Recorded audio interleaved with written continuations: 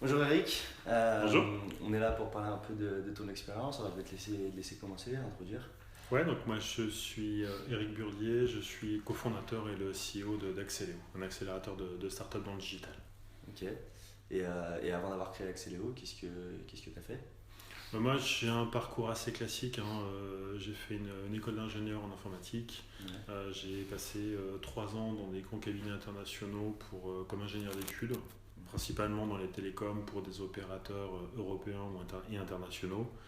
Et puis ensuite, passer cette première aventure plutôt sur des métiers techniques, j'ai fait un master en management de l'innovation que j'ai fait à Grenoble. Et puis après, j'ai rentré dans une première passe où j'ai fait 8 ans de conseiller en innovation pour des startups, pour des grands groupes en France et en Europe. Voilà, avant de créer Axeléo en 2013. D'accord. Ok. Et Axeléo, c'est un accélérateur de start-up et pas un incubateur. Qu'est-ce que Ouais. c'est la différence? Tu peux nous expliquer? En fait, dans l'incubation, l'idée c'est de dire comment je fournis un écosystème favorable à un entrepreneur qui a une idée et sur lequel je vais laisser le temps à cette idée de mûrir. Le principe d'accélération, c'est qu'on va déjà travailler avec des idées mûres et sur lesquelles l'objectif c'est de mettre l'ensemble du projet en cohérence et sous tension pour accélérer le business. Donc c'est plus à qu'est-ce que je vais faire de cette idée, comment je vais développer une offre, c'est j'ai déjà une offre, comment j'aide cette organisation à atteindre un niveau de maturité où elle sait répliquer un process de vente, où elle a un niveau de maturité pour aller chercher le premier million d'euros ou plus, hein, ou sur lesquels je passe d'un mode assez artisanal sur lesquels je fais mes ventes auprès d'un réseau de proches, amis, famille, promo et autres, à un processus structuré dans lequel je vais faire de la prospection commerciale en direct, en indirect, et je vais aller chercher de la croissance. C'est vraiment ce qu'on met derrière le mot accélération, avec effectivement des approches de Lean Startup sur lesquelles dont on parle beaucoup et sur lesquelles on trouve énormément de documentation. Et nous, l'approche et la spécificité qu'on met derrière ce mot accélération, c'est que d'une part, on le fait dans un seul secteur, qui est le digital B2B, ça c'est la première chose, mais surtout, par rapport au modèle d'accélération qu'on trouve notamment aux US avec des Y Combinator ou des Techstars, on a vocation à s'adresser à des startups plus matures. C'est pourquoi, puisqu'en fait, si on transpose l'écosystème US par rapport à l'écosystème européen, la notion d'aversion, de gestion du risque, la relation au risque n'est pas tout à fait la même, les cycles business sont plus longs, et quand ces startups doivent se financer, effectivement, les montants d'investissement sont inférieurs. Donc ce qu'on trouvait naturellement en termes d'accélération sur les dispositifs américains, sur lesquels on avait des approches par promotion, sur des approches assez courtes, 3 mois, 6 mois d'accélération, et sur lesquels on prenait des batchs de 20, 30, 40 startups. Et au final, elles levaient sur les démos à 2, 3 millions d'euros. Ce qu'on va retrouver assez naturellement en France, c'est que ces 2, 3 millions d'euros se transforment en 400, 500 000 euros.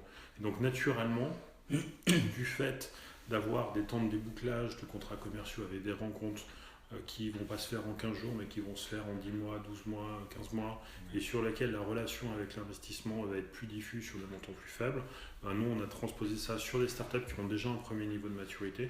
Donc quand les startups viennent nous voir, elles ont déjà entre 2 et 4 ans, entre une dizaine de personnes, déjà des premiers investisseurs, déjà le premier euro de chiffre d'affaires. Donc dans une grande fourchette, c'est situé entre 150 000 euros et 1,5 million. Et nous, on fournit derrière un programme d'accélération qui va durer 18 mois. L'objectif est de vraiment pouvoir être très très hands-on sur ces sociétés-là pour les amener à la croissance. D'accord. Ok. Et, tu disais, vous êtes spécialisé dans le digital B2B. Pourquoi particulièrement ce domaine? Pour plein de bonnes et mauvaises raisons. La première raison, c'est que comme les fonds d'investissement, les fonds verticaux qui vont être spécialisés sur une industrie ou une technologie ou des technologies données ont des performances financières supérieures à des fonds généralistes. Okay. Ça, c'est la première chose. La deuxième chose, c'est que quand on parle d'accélération, on parle à la fois d'accompagnement, on parle à la fois connaissance de certains marchés par la technologie ou le marché économique, mais aussi de la connaissance de son réseau d'acteurs, que vont être les grands comptes, les grands acteurs IT et autres. Et on vient, nous, de ce domaine-là, on vient de ces marchés-là, donc on a une très très bonne connaissance de toutes les parties prenantes, que ce soit des investisseurs, que ce soit des acheteurs potentiels, que ce soit des acteurs IT qui sont actifs sur ce domaine d'activité. Ça, c'est la première chose. Et quand on parle d'accélération, on parle aussi d'accompagnement de dirigeants. Et le modèle d'accélération, il se différencie effectivement d'avoir fédéré au sein de l'actionnaire d'Axeléo une quarantaine d'entrepreneurs à succès qui ont entrepris une fois, deux fois, trois fois, cinq fois en Europe, aux US, qui ont fait des grandes sessions industrielles, qui ont fait des introductions en bourse sur différents marchés et qui mettent à disposition leur expérience au profit d'entrepreneurs plus jeunes. Et donc là, effectivement, pour qu'on soit impactant, ces entrepreneurs-là viennent du digital B2B, on maîtrise les cycles de croissance de ces sociétés, d'où cette volonté forte de spécialisation. Et de manière assez naturelle, on se positionne en aval des incubateurs et des accélérateurs premier niveau qui souvent sont concentrés sur un territoire donné, une région ou une ville. Nous, on a une approche sera tout de suite nationale. Donc les startups qui viennent chez nous sont situées aujourd'hui dans toute la France, mais ont plutôt vocation à aller sur des marchés internationaux. Okay. Et du coup, comment il se fait le premier contact avec Axeléo quand on est dans toute la France ? C'est assez variable en fait. Il y a la moitié des startups qui viennent nous voir, soit via le site web, donc axeleo.com, soit en indirect par nos startups qu'on accompagne, par des événements, par notre pool d'associés aujourd'hui, puisqu'on a une capillarité avec les différents écosystèmes dans le numérique assez large. Et puis effectivement, nous, on est aussi proactifs, donc on va solliciter les startups qui nous semblent extrêmement prometteuses dans certains domaines d'activité. Donc ça va vraiment dans les deux sens. Okay. Voilà. Comment vous détectez une startup prometteuse ? Quels sont les points clés, les facteurs qui vous font penser que celle-ci particulièrement a un fort potentiel de développement ? Déjà, sans le savoir, sans rencontrer les gens, tu ne le sais pas. Ça, c'est la première chose. Ouais. La deuxième chose, c'est effectivement, notamment dans la partie médias, la fréquence et la redondance effectivement à laquelle tu entends parler d'une start-up, d'une start-up en l'occurrence. Le premier, donc ça c'est plutôt sur des signaux qui fait que tu remarques une information plutôt qu'une autre. La première chose, ça reste l'équipe. Effectivement, le track record des fondateurs montre c'est ma troisième société, j'en ai réussi 2 et c'est ma première expérience professionnelle ou autre. Bon, naturellement, c'est pas la même chose. Donc ça peut être l'équipe. Pas tant dans le CEO, mais aussi qui est le CTO, qui est le directeur scientifique, qui viennent d'où, est-ce qu'ils ont des collaborations ou pas avec la recherche académique ou avec de grands acteurs. Voilà. Est-ce qu'il y a déjà des investisseurs dans la place et qui sont ces investisseurs entre j'ai des business angels de mon club local et j'ai tel fonds d'amorçage qui est venu chez moi, ce sont des signaux qu'on regarde. Et puis après, ça passe nécessairement par des rencontres physiques dans le cadre de rendez-vous. Okay. D'accord.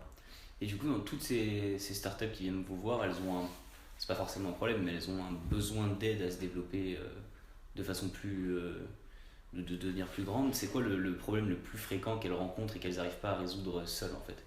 En fait, il y a ce qu'elles nous disent et puis en fait les problématiques de fond. Ce qu'elles veulent toutes, c'est de l'argent. Elles ont toutes besoin de lever des fonds. Ça, c'est le mal, le problème pour lequel elles viennent.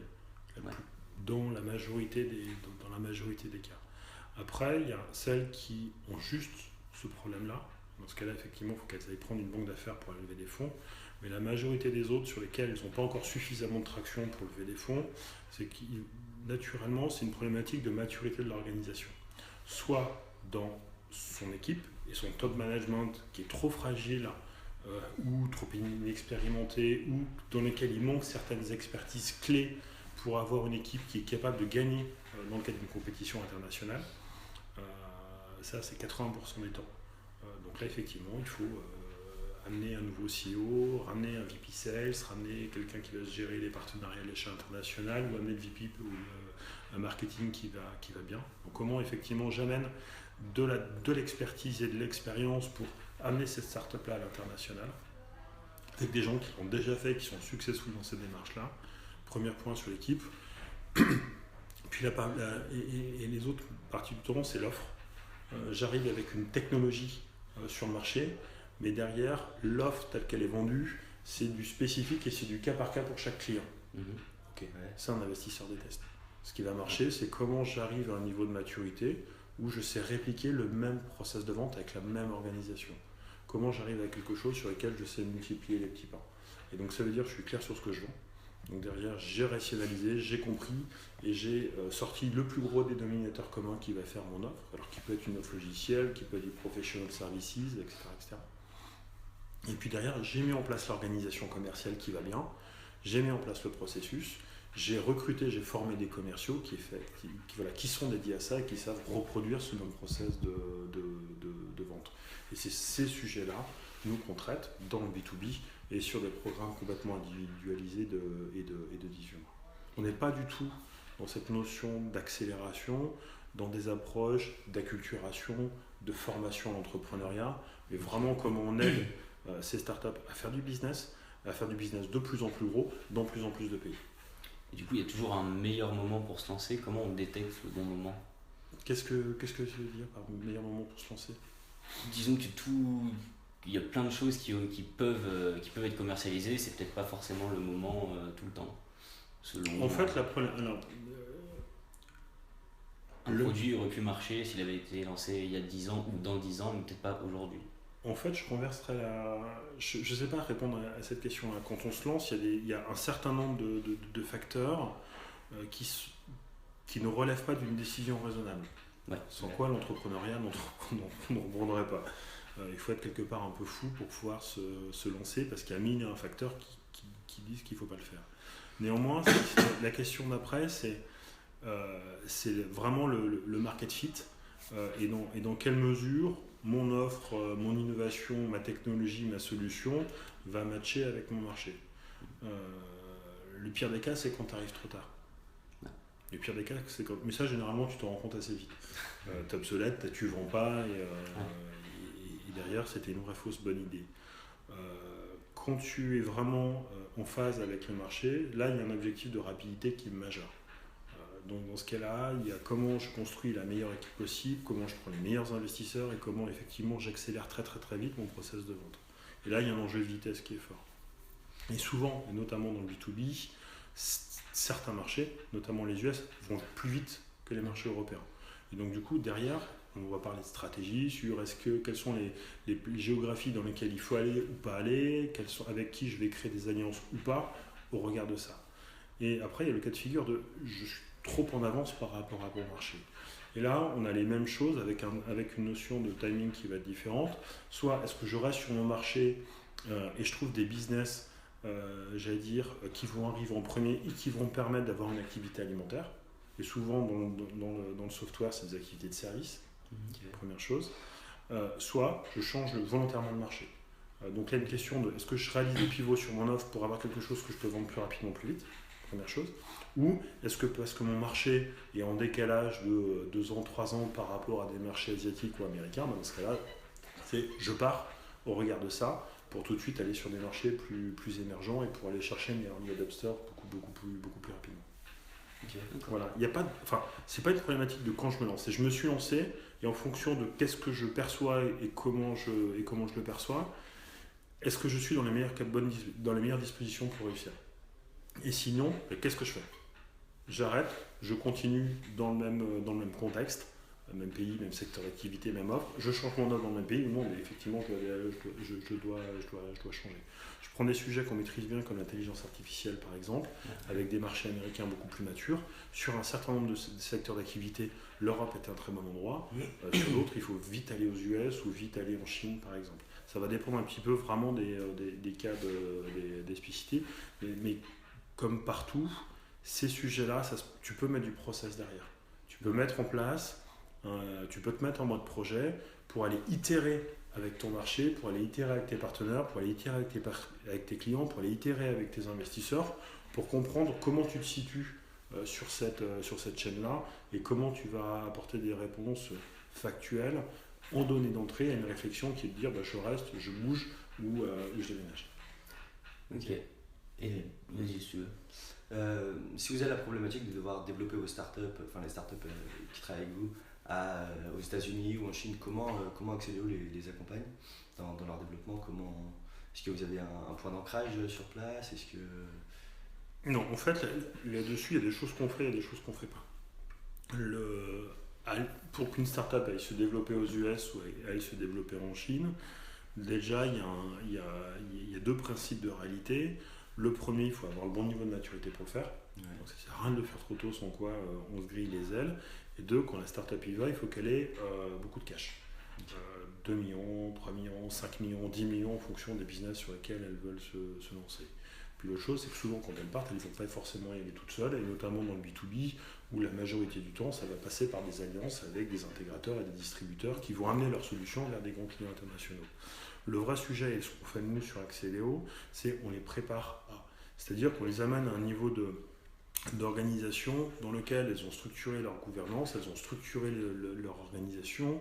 On a staffé des personnes pour avoir un top management complet, et on a levé et on a des KPI qui nous disent je sais reproduire mon business et j'ai atteint 1 million, 2 millions d'euros de chiffre d'affaires et je sais aller sur des marchés internationaux.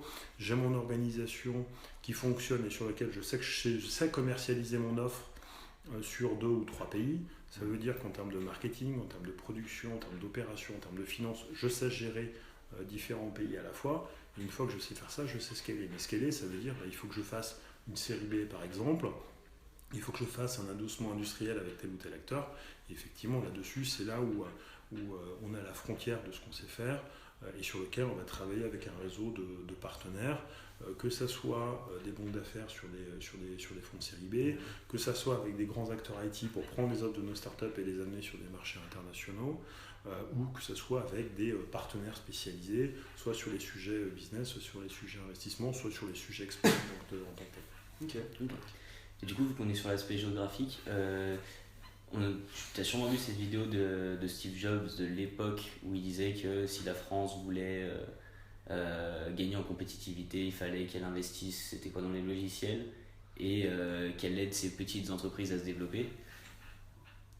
Ça commence à peu près à se faire aujourd'hui, alors que c'était il y a très longtemps qu'il disait ça. Et qu'est-ce que tu penses de la France aujourd'hui, et peut-être de Lyon en particulier, parce qu'on y est, au niveau de ce nouveau phénomène des startups, des incubateurs, des accélérateurs et de l'entrepreneuriat en général, des gens qui commencent un peu à se lancer, à sortir du système très corporate du travail et de l'entreprise.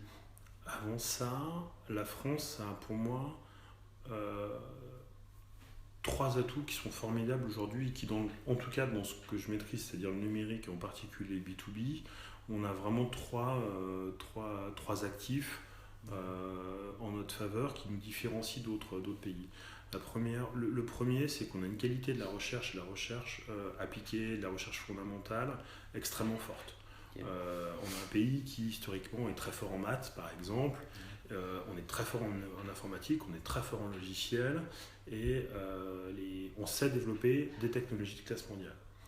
C'est vrai à l'INRIA, c'est vrai au CEA, mais c'est aussi vrai dans un certain nombre de grandes écoles. Le deuxième point, donc au-delà de la recherche, c'est la qualité de la formation.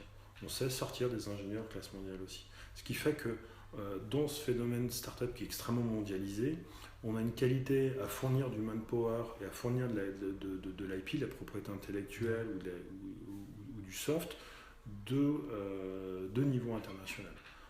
Juste à regarder le nombre de Français qui sont dans des équipes tech de startups américaines. En Californie, c'est juste incroyable.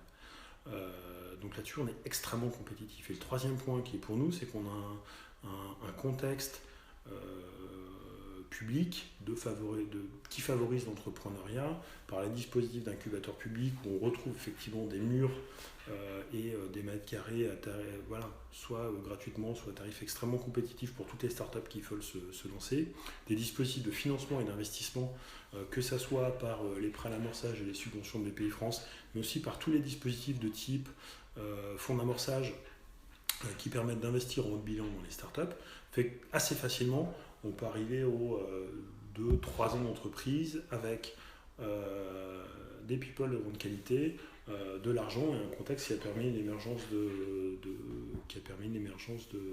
start-up. Voilà. Donc c'est extrêmement favorable. Maintenant, le vrai enjeu et pour un certain nombre de territoires et Lyon en particulier, c'est qu'on a ce tissu de grandes écoles, on a ce noyau de sortes de recherche. Il y a des dispositifs de fonds d'investissement à différents stades qui existent, et la question c'est qu'est-ce qu'on fait après. Le après et le gros enjeu, c'est comment on favorise d'une part la porosité avec les autres secteurs d'activité traditionnels pour que ces startups-là atteignent une masse critique déjà en France et en Europe. Ça c'est un vrai enjeu. Avant d'aller chercher à faire le beau à New York ou à San Francisco ou à Shanghai, il faut quand même être fort sur ces bases, sinon ça ne marche pas. ou alors il faut changer de base, mais on peut pas tout faire, ça c'est la première chose. Deuxième fois, il y a un enjeu aussi quelque part de recrutement, et qu'au-delà des formations très tech, comment effectivement je passe une organisation de 30 à 100 personnes en gardant ma culture d'entreprise, mon mindset, et effectivement là il y a un enjeu derrière de droit du travail, il y a un enjeu de recrutement local et d'avoir les bonnes personnes pour, et là qui concerne tout le monde. Et puis un gros enjeu derrière financier, c'est que si je sais assez facilement lever 500 000 ou 5 millions d'euros pour financer ma start-up, aller chercher les 20, 30, 40 qui manquent pour aller, effectivement là c'est un enjeu sur lequel l'ensemble des pays de l'Union européenne sont concernés. Il y a besoin effectivement d'avoir des relais beaucoup plus forts. Mais au final, on a un actif et une vraie capacité à jouer sur la scène internationale. Okay. Et qu'est-ce qui fait du coup qu'on a pas mal de Français qui vont bosser à l'étranger? Pourquoi on les garde pas ici? C'est pas une question de les garder, c'est une question d'envie. Hein. Ouais. Ce qui explique cette envie de absolument vouloir partir à la Silicon Valley alors qu'on a à peu près tout en France. Déjà, il y a le soleil. Ouais. Il y a le mindset, ça reste un écosystème extrêmement bouillonnant. Et puis, enfin, je vous renverse la question, pourquoi vous ne partez pas à l'étranger, pourquoi vous êtes là? C'est-à-dire qu'à un moment donné, de par les formations, je vais peut-être reprendre juste le point de départ. L'enjeu, il est qu'aujourd'hui, on vit une économie qui est globalisée, qui est mondialisée. Ça, c'est le premier point. Ce qui veut dire que quand on veut entreprendre, nécessairement, on ne va pas entreprendre à l'échelle de Lyon, à l'échelle de la région ou à l'échelle de la France. Principalement dans les domaines technologiques, dans lesquels nos partenaires ou nos clients vont être aux quatre coins de la planète. Et donc nécessairement, il faut que la société, dans son organisation, dans ses différentes parties prenantes, comprenne et intègre cette dimension internationale.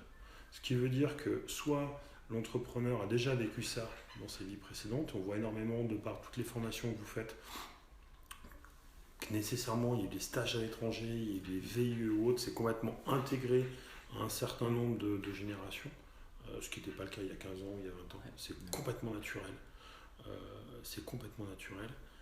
Ce qui était vrai dans d'autres pays, en Allemagne ou en Angleterre, c'était moins vrai en France. Là, pour le coup, c'est vraiment en train de changer à une vitesse folle.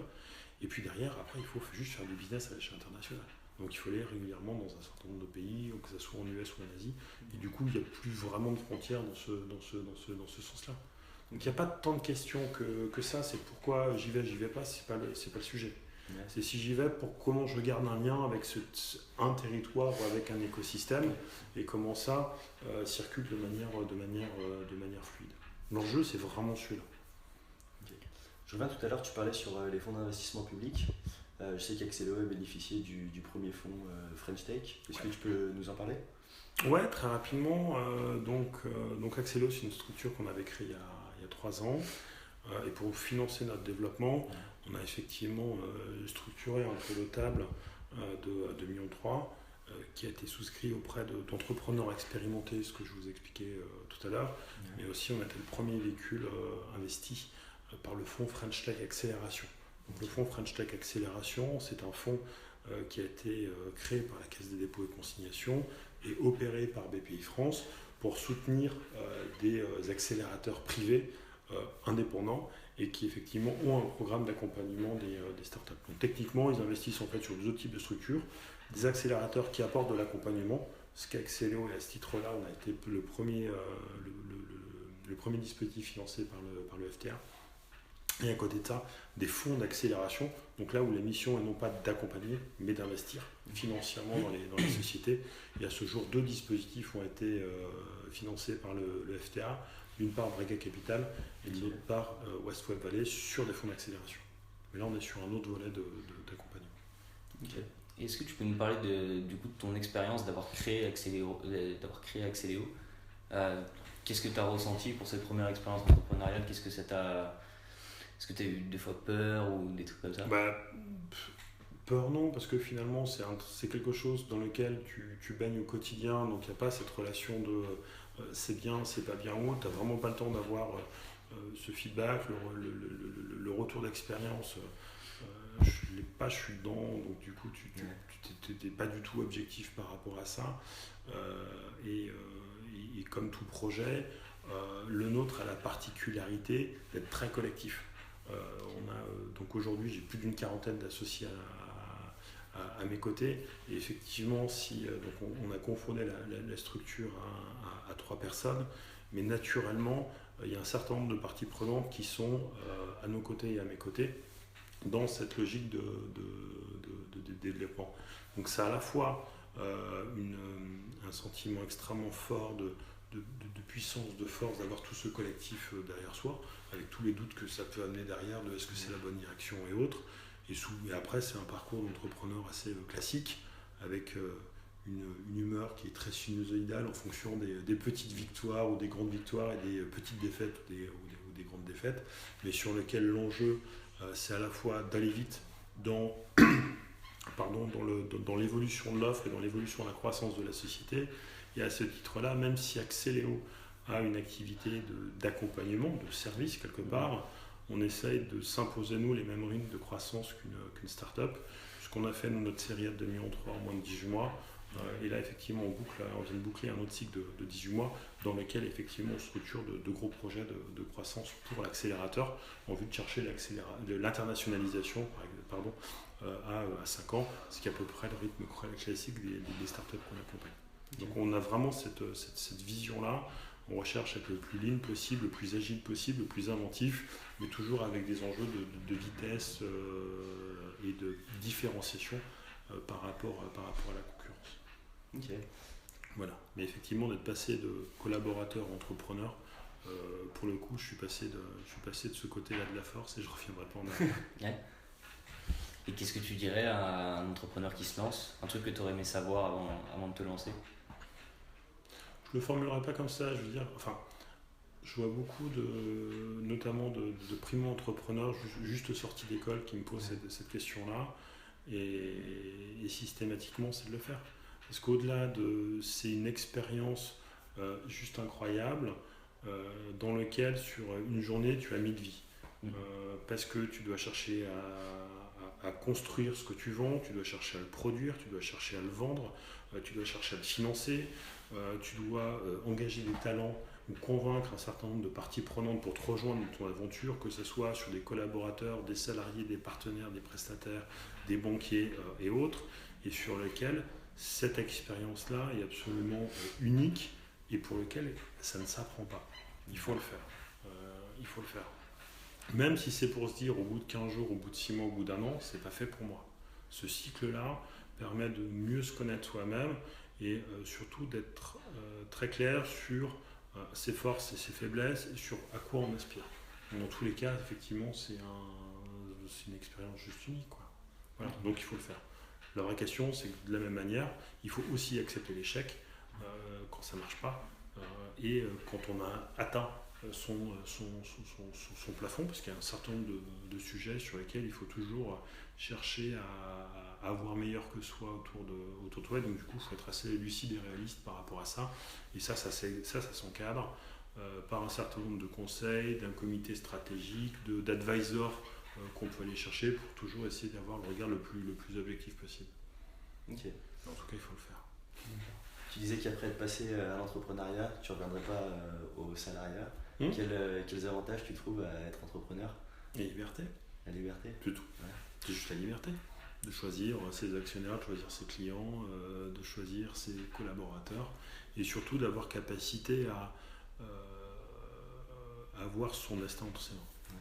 C'est vraiment le sujet. Okay. C'est vraiment le sujet. Quelles sont pour toi les qualités essentielles d'un entrepreneur? Qu'est-ce que ça requiert? Est-ce qu'on peut se lancer tout seul? Est-ce qu'il vaut mieux être accompagné par au moins une ou deux personnes? Qu'est-ce qui fait qu'on est un entrepreneur? Quelles sont les qualités nécessaires selon toi? La question est compliquée. Je n'aimerais pas donner de conseils parce qu'effectivement c'est ma première expérience entrepreneuriale et je pense que je suis pas forcément le plus à même d'être le mieux placé pour faire ce retour d'expérience qui est assez récent pour moi. Entreprendre seul ou pas, ça dépend un peu de la nature de son projet. Il est vrai que sur des projets très intensifs, notamment technologiquement ou à dimension internationale, les entrepreneurs seuls réussissent jamais. en moyenne. Donc effectivement, il y aura toujours des exceptions, mais même si effectivement on découvre à des Steve Jobs ou à des Bill Gates ou autres, il y a toujours un numéro 2 derrière, un numéro 3, un numéro 4, qui étaient là dès la création du projet, qui effectivement sont moins connus, moins médiatisés, mais c'est souvent des projets collectifs. Donc il faut être très réaliste et savoir bien se connaître et bien connaître ses forces et ses faiblesses pour fédérer autour de soi rapidement un noyau dur et entreprendre seul, sauf à vouloir faire un projet local de petite envergure, c'est rarement successful. Donc il faut être assez conscient de ses limites et puis surtout un certain nombre de modèles qui sur le marché ont fait leurs preuves et il n'y a pas de réponse, il n'y a pas de raison structurante ou fondamentale qu'un tel ou un tel soit meilleur qu'un autre. C'est juste qu'il y a des choses où, foncièrement qui vont plus vite ou qui marchent mieux. Le vrai sujet là-dedans, après, de la même manière, c'est quoi un entrepreneur? C'est juste le mec qui entreprend. Donc après, on peut entreprendre une boulangerie, on peut entreprendre un restaurant, comme on peut entreprendre un projet de start-up en digital qui va passer de 10 à 200 personnes en 2 ans. Voilà, la question là-dedans, c'est qu'est-ce qu'on y met dedans, quelles sont les valeurs qu'on peut y mettre, mais c'est exactement comme dans la vie. Voilà. Donc on peut y aller avec extrêmement d'honnêteté, de vérité, on peut au contraire vouloir tout de suite biaiser les approches en apportant de la défiance, de la compétition ou autre. Après, c'est voilà, on mène et on conduit le business tel qu'on le souhaite et souvent tel qu'on est dans la vie. Ok. Du coup, on a une question qu'on pose à chaque fois. Enfin, c'est même pas une question, c'est ton moment. C'est un projet ou une personne ou ce que tu veux que tu as envie de mettre en lumière. Peut-être parce qu'on n'en parle pas assez ou même si on en parle, un truc qui toi te tient à cœur, ou une personne d'ailleurs.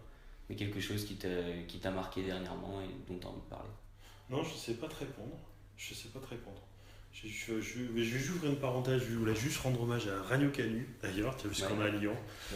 Puisque en ce lendemain de primaire, j'ai écouté Ragno Canu avec un certain nombre de morceaux musicaux assez apolitiques et assez contestataires, et ça apportait un brin d'oxygène qui était tout à fait rafraîchissant. D'accord. Voilà. Sans aucune connotation politique, mais voilà, je trouve qu'effectivement un certain nombre de domaines, notamment l'art, qui permettent effectivement d'avoir un autre prisme de regard sur la société, sont parfois un peu enterrés ou acculés faute de moyens, faute d'un nombre de choses. Et je pense que c'est des choses qui méritent d'être beaucoup plus mises en lumière, et qui permet effectivement d'avoir un équilibre de vie. Ok. Je sais pas si c'est une bonne réponse. C'est ce qui m'a fait marrer ce matin en fait. C'est très bien. Ça m'a fait marrer ce matin. C'est super. Écoute, merci beaucoup. Merci beaucoup. Merci beaucoup. Merci beaucoup. À une prochaine. Avec grand plaisir.